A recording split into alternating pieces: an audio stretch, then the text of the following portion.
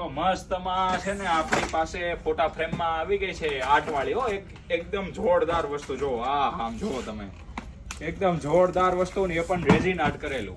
જો ફોન નજીક લાવો, તમે બતાવો આપણા કસ્ટમરને. એકદમ મસ્ત વસ્તુ છે, જોરદાર રેઝિન કરેલું આવશે અને ફૂલ HD માં.